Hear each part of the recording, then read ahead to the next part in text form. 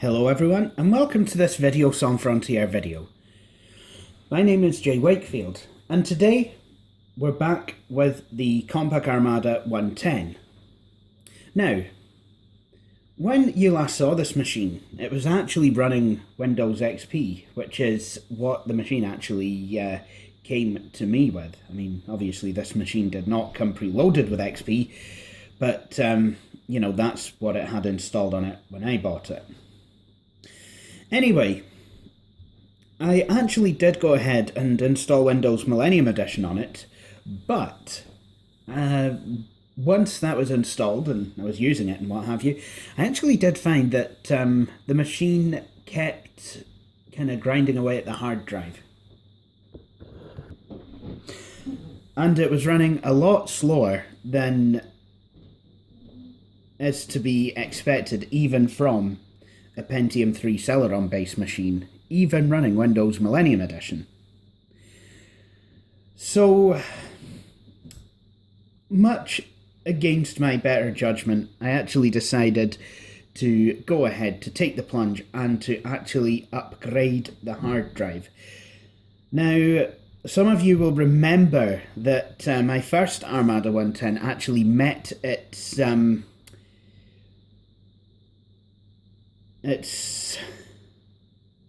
premature end when I actually tried doing just that. But I do wonder if the machine was a way to let go anyway, because, I mean, you know, when I put that one back together, the display backlight had kind of let go. You know, it was quite sad. But, you know, and to be honest, I may have been a wee bit too savage with that one. There were some screws at the front that I could not remove, so I literally just kind of ripped the case apart, which basically meant that when I put it back together, I actually had to sellotape it back together. But with this one, you know, I actually upgraded the hard drive from a 10 gig to a 40 gig. So that means I will get more space and I'll be able to really make use of this machine. I also was able to remove those screws. Yes, it did cause me some problems, but I did have the screwdriver that I got with a hard disk enclosure that I've recently bought. Use that on these screws. Believe it or not, it actually worked. So this machine is actually kind of held together using screws, just as it was meant to be. So, this 40 gig drive then. Okay, it is a Seagate, but it, you know, hopefully it's going to work.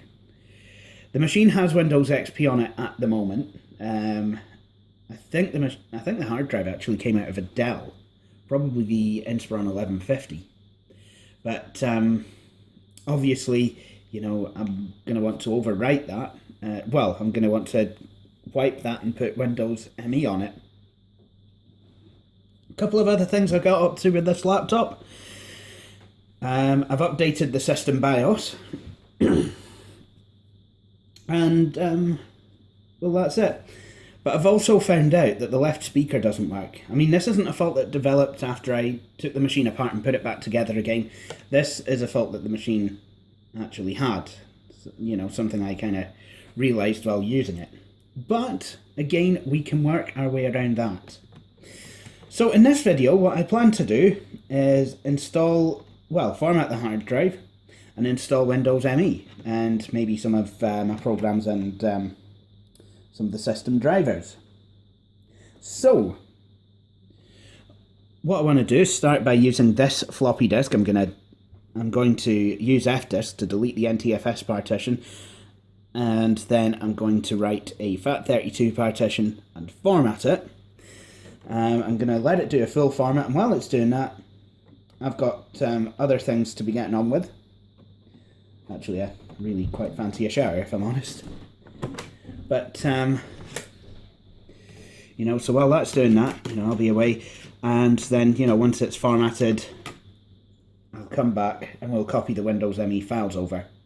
Now, as previously mentioned on this video, this computer does have the product key to Windows Millennium. So it does actually have a Windows ME COA on the bottom. And that's good, because I've always thought of this machine as a nice little ME box. Anyway, let's, without further ado, let's open this machine up. And we'll get started. Oh, and if you haven't gathered from my previous video, I've actually found the Wii tripod again. And to be honest, the Wii tripod is a lot better for doing things like this. The big tripod is great for, you know, working with desktops and, you know, and actually doing, you know, showing hardware work on machines. But the Wii tripod, I think, is better for showing stuff off on laptops. I'm kind of glad I found it again. Oops, there we go. So this machine is getting some power. The battery does hold a charge. For how long, I do not know. But before we do anything, why don't we access the BIOS and see what's going on. So as you can see, there's a 40 gigabyte hard drive, again, just a CD-ROM. The memory, yes, there are 320 megs in there, but, you know, I personally feel that that's way too much for a machine of this class, you know, running stuff that I'm going to run on it.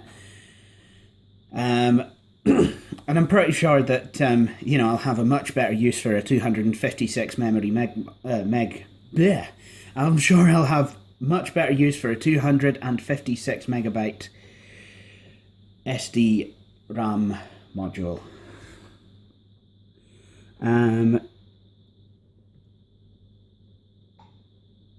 So, video memory 8 megs. Integrated peripherals. And the time seems to be a wee bit comically not correct. So, yep. So, 12. It's about 5 hours out. I wonder if it's reset itself. Because I was running, I did actually do some quite extensive testing on the machine last night. You know, to check everything worked in Linux and what have you. So that it kind of looks like it's reset itself to Eastern Standard Time, because it's kind of 5 hours. It was 5 hours behind. How odd. Anyway, so there you go. That's a BIOS, and yeah, the BIOS is 20th of August 2001.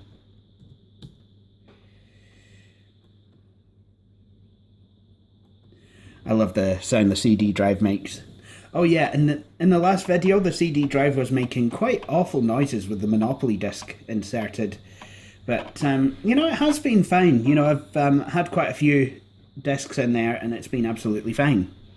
Right, what I'm going to do is we'll start without CD-ROM support, because, you know, at this point, we're only wanting to F-disk the drive.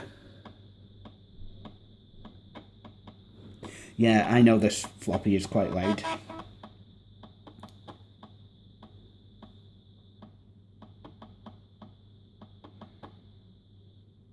Right, what I'm going to do is just type in F-disk.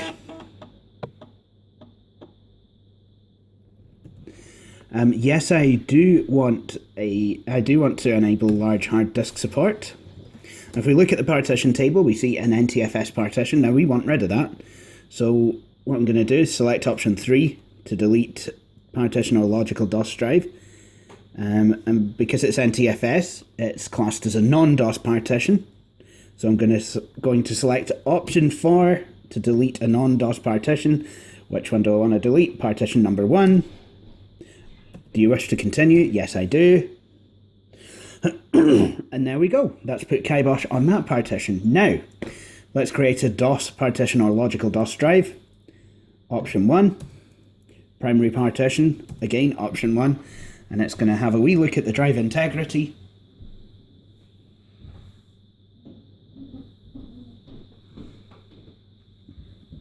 And in a couple of minutes, it's actually going to ask me if I want to use all the available space for the partition and make it active, in which case I will actually type Y again.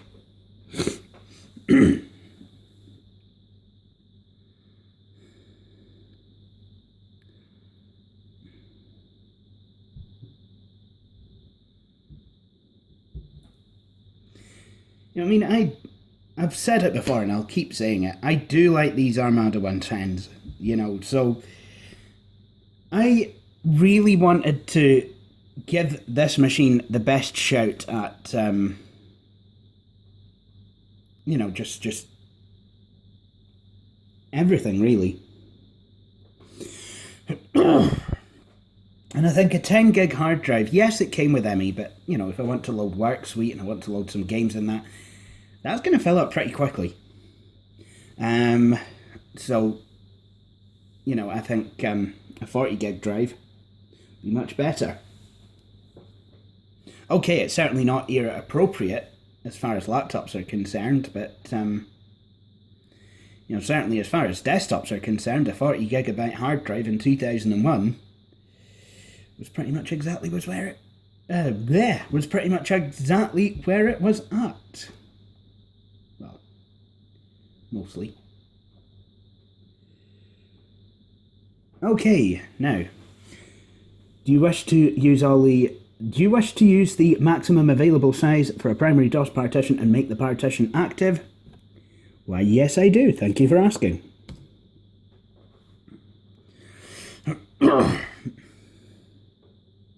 So again, it's going to verify the hard drive integrity, and it's going to create the partition. And with that, it will actually require a restart before, you know, it actually maps a drive letter to the partition, and I can then format the hard drive. Because these are the joys of working with an MS-DOS.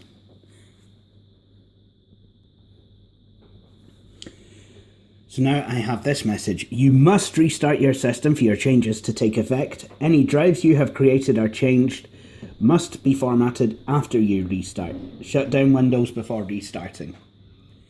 So I'll press Escape to exit F-Disk. Now, I'm guessing this version of F-Disk was designed to run, you know, within Windows if you had, you know, any extraneous partitions that you wanted to manage. Obviously, you know, if you're messing about with your primary partition and what have you, don't run F-Disk from on that drive. It just would not be wise. Okay, so I've rebooted the machine, and this time we're actually going to start with internal CD-ROM support. I mean, normal, regular Windows 95 boot disks don't actually give you these options. I mean, this, as some of you will be aware, this is a custom boot disk which I created.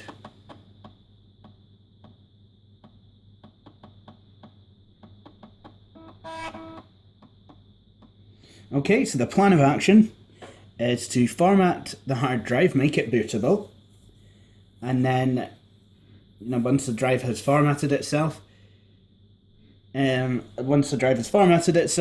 next move will be to copy the Windows ME installation files across, and then finally install Windows ME itself. So let's start now. Format C:/S.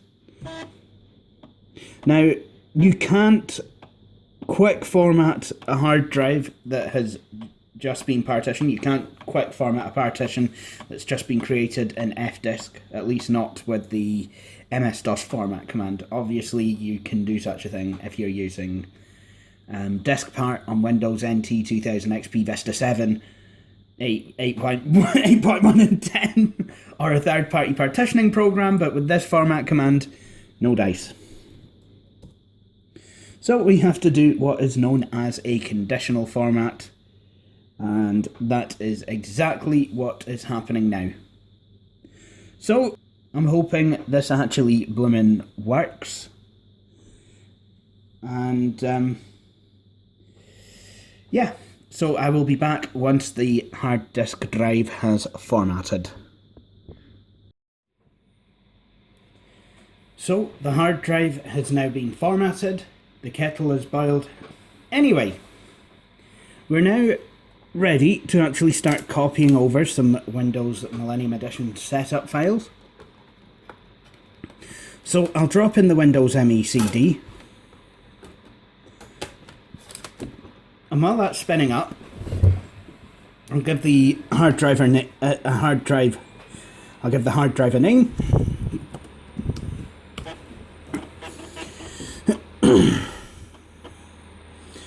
Right, good.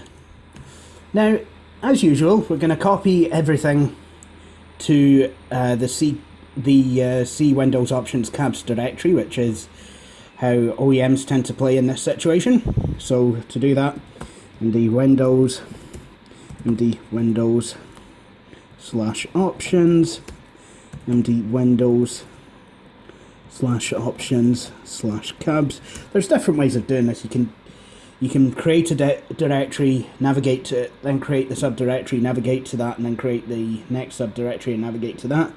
Or you can just kind of create the directory, create the subdirectory within the directory, and then create the subdirectory within the subdirectory within the directory.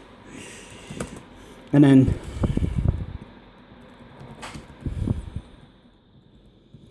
navigate to that.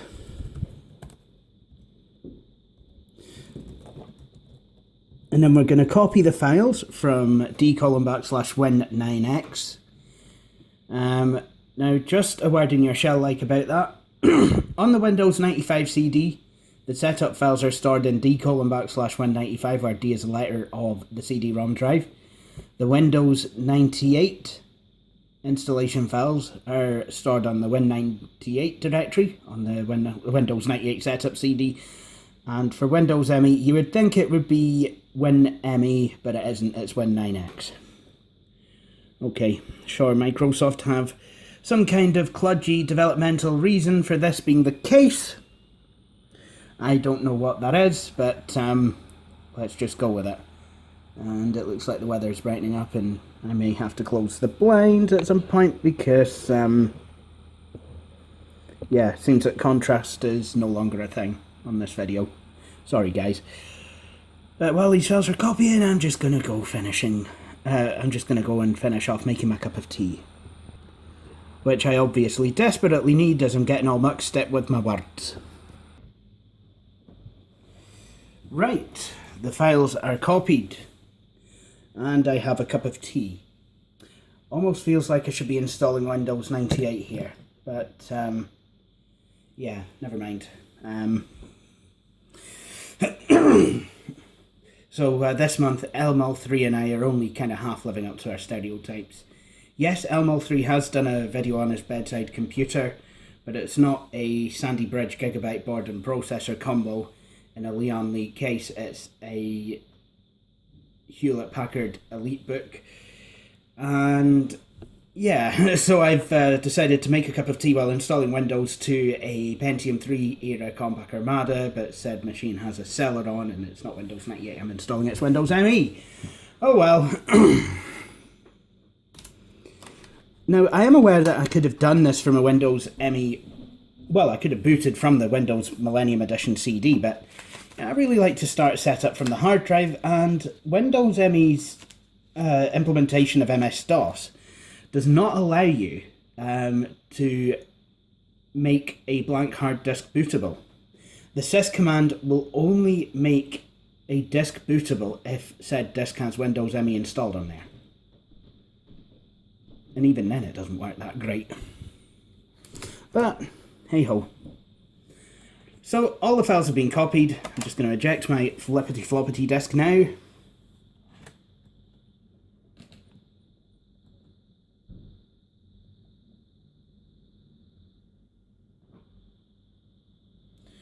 Right, and now to actually start Windows ME setup. Now, first off, I just want to put my cup of tea out the road. Right.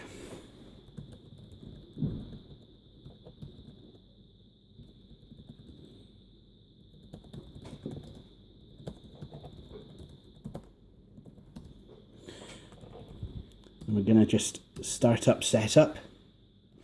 And it will run scan disk. And I do have a mouse plugged in, so you know, I can actually operate the mouse pointer without kind of getting in the way of the camera. Would you look at that? Now, as always, I mean, yeah, first things first. Yes, the screen is very bad at trying to panel stretch without distorting the image. But then again, it's a cheap laptop, you know? At least the colours on the screen actually work. Unlike certain machines that will remain nameless, that are owned by friends that will remain nameless. For example, the Dell Inspiron 2500, owned by Almo 3. I did that wrong. Never mind. Anyway, let's continue on with Windows ME setup. Now, as usual, because there's a Windows directory, Windows ME is like, I want to install to the Windows.000 directory. And I'm just like, you know what? Give that English accent up. It's annoying. And you're going to install to the /Windows directory, whether you like it or no. And if you start greeting, I'm going to give you something to greet about. So now it's just preparing the directory. Pretty sure it should have said, there's already a /Windows directory. So I'm a wee bit worried. So I'm just gonna head on back to that screen. Yep, nope, seems to be all tickety boo, I think.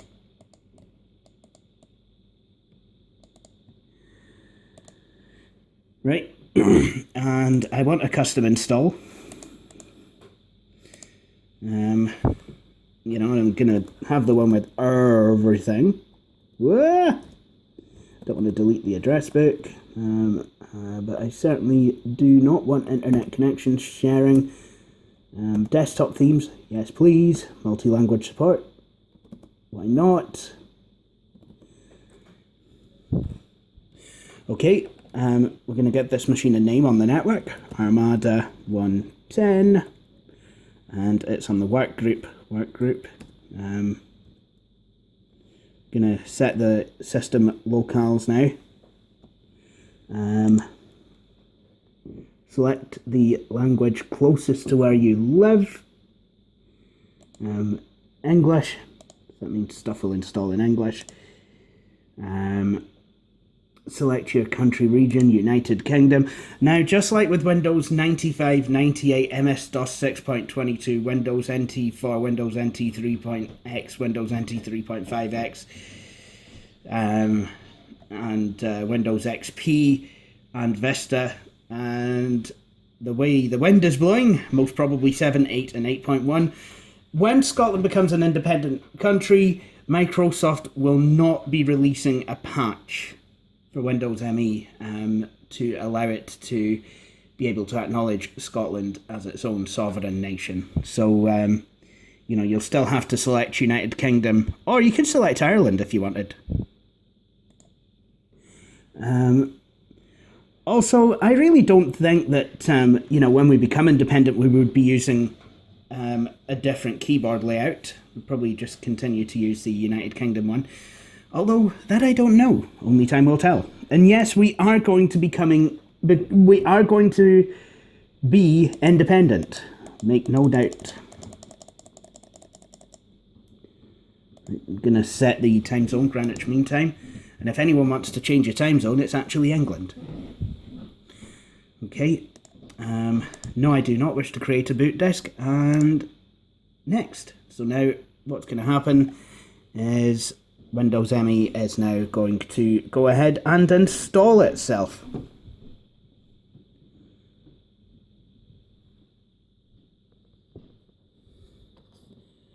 Okay, so now we have finished copying files and we're actually into the second part of Windows ME setup. And in this part, I actually need to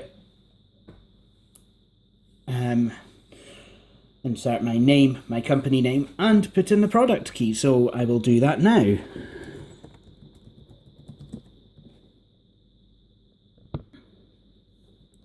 Do I want to accept the license agreement? Well, no, frankly, but Windows ME will refuse to work without me doing so. So I guess I have to. Right, it's actually going to restart, but that's not actually the end of setup, believe it or not. It just has one more bit to go where it actually ties up loose ends. Kind of cross the T's and dot the lowercase j's. Okay, so Windows ME setup has now finished. And it's saying setup needs to restart your computer to continue, blah, blah, blah, blah, automatically restart in 15 seconds, or if you click restart now. Anyway, so next plan of action now. Install the drivers. Set up the network. I'll kind of show you how I can actually set this machine up to access a domain. So what I'm going to do is I'm just going to plug in this old 16 gig flash drive. One thing I do like about this machine is it has two USB ports. Having said that, I do find it odd that, well, this is a budget machine that has two USB ports. The Armada E500 only has the one. Okay, let's get some drivers installed. First things first, I want to get the video up and running so that the screen can then reset to its native resolution and the text will not be so distorted. Well, I mean, that is the theory anyway.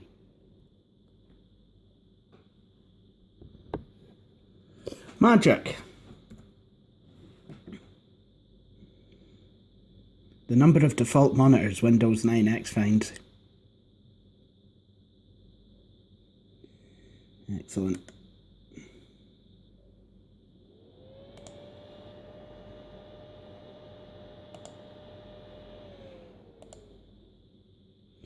Okay, the next thing I want to do is actually set the mouse pointer to something that I can see.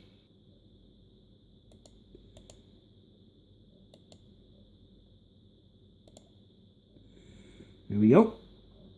Nice large mouse pointer. Okay, next thing I want to install is the filter drivers, because I'm guessing they're kind of the closest thing to the chipset via WeConnect. And this is something I do like about this machine, is that, you know, in chipset makeup and what have you, it is very, very, very close to that of my 2001 custom built. And the addition of a Celeron, yeah. I mean, I do have a Celeron 633, and I was kind of sorely tempted to put that in here, but, you know, I kind of just decided to stick with the 700. I mean, there's really no need to be putting slower components in machines. This does seem an awful lot faster than it did with that 10 gig drive. I mean, even though this is only a fresh install of Windows ME, and it's so fresh that not all of the drivers are installed. I know that kind of sounds like a Gordon Ramsay meme. This Windows install is so fresh that none of the drivers are installed. Here. Let's install the modem drivers.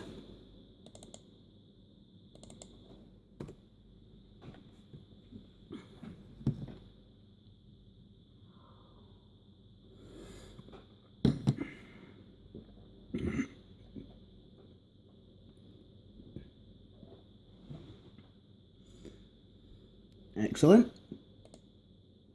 The reason I did that is because when installing the audio drivers, sometimes it likes to find new hardware. It certainly did the last time I installed them. And that audio splash screen, I used to get that on the audio driver install program on my 2001 custom built.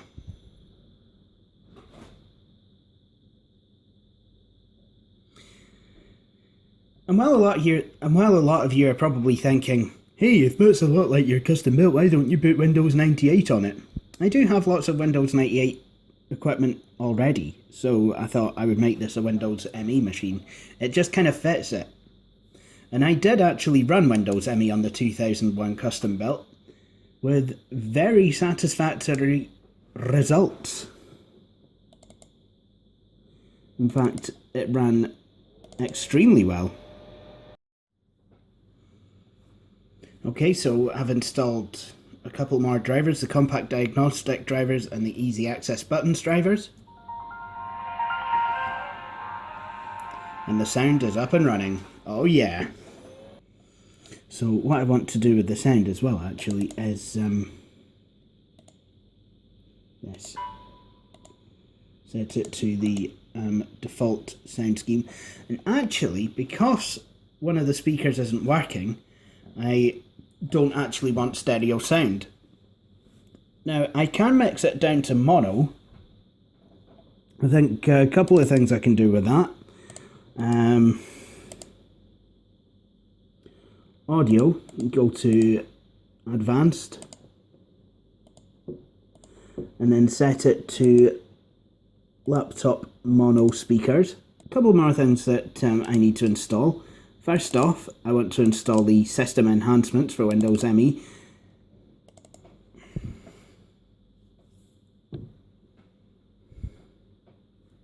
Didn't actually realise these were a thing when I was originally downloading the drivers for this laptop, but I did find the system enhancements for Windows ME while perusing drivercollection.com.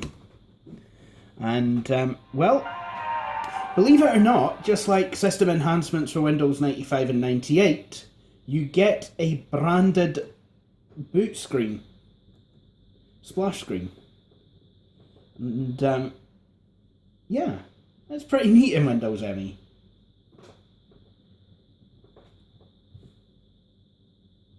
But now we come to the final driver, the Ethernet.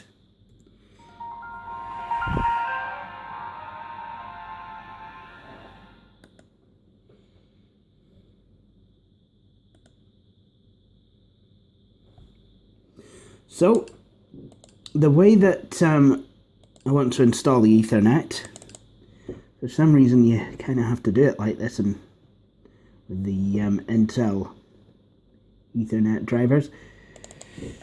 So you seem to have to install the driver first and then install the software. Otherwise it'll just complain that there's no adapter. You know, if I install,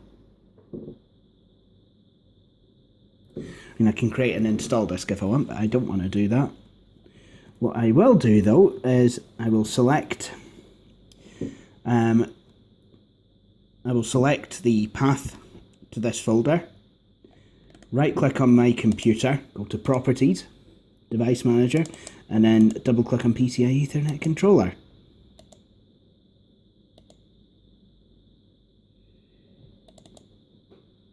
Then I'll click Reinstall Driver, specify the location of the driver, Advanced. Drop the location of the driver in the Specify Location box. And then it will go off and find the driver. There we go. Intel Pro /100p mobile combo adapter.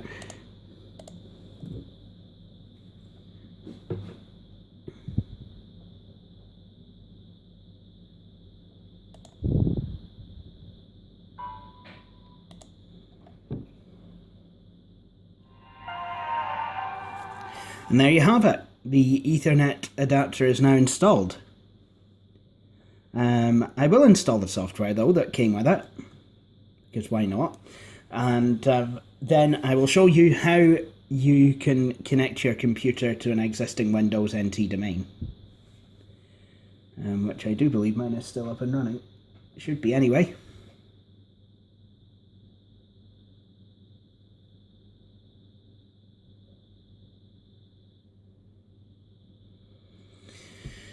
Alright, now that the Ethernet adapter is installed, we have the client for Microsoft Networks dialog box, but as you can see, we've only got the username and password fields, and we actually want the domain field.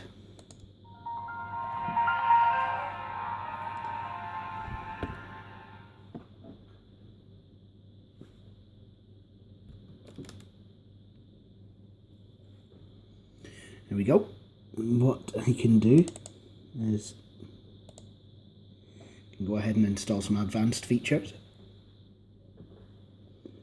Yep, it's found the Ethernet card. So I'm actually going to have to tilt the screen back again.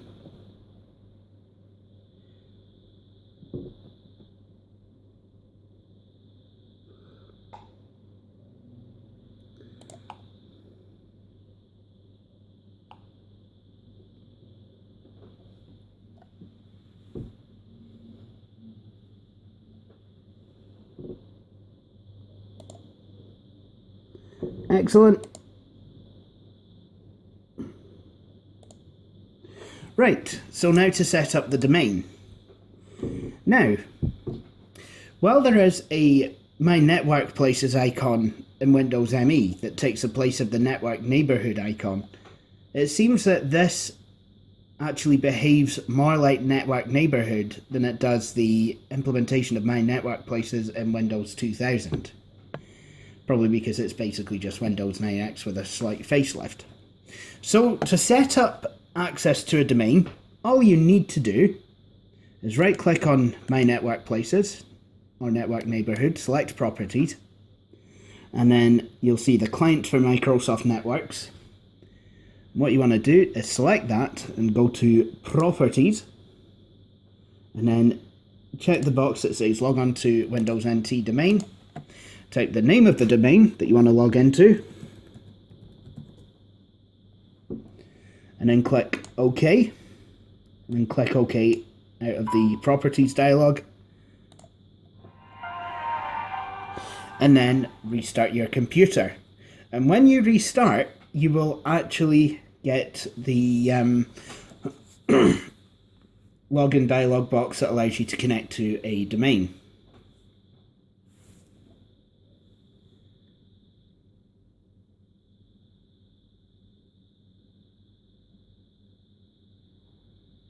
When this loads in your own time. Okay, so now I'm actually going to log in. And it's worked. It's processed my login script.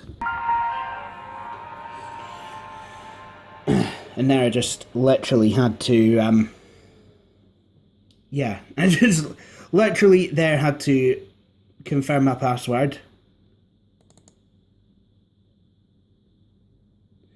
And as you can see, I am definitely on the domain. I've got access to all the resources that I gave myself permissions to have on the server end. So I could actually go ahead now and install some programs.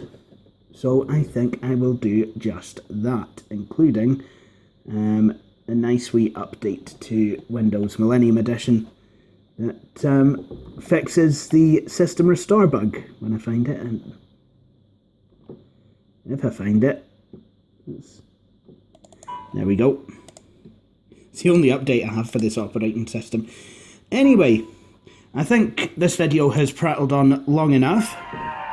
So what I will do is I'm going to end it here. Hope you've enjoyed watching it. If you have, please feel free to subscribe to my channel, to like Videos on Frontier on Facebook, and to follow me on Twitter. But until then, thank you for watching this video, and please join me for my next one. GD bye.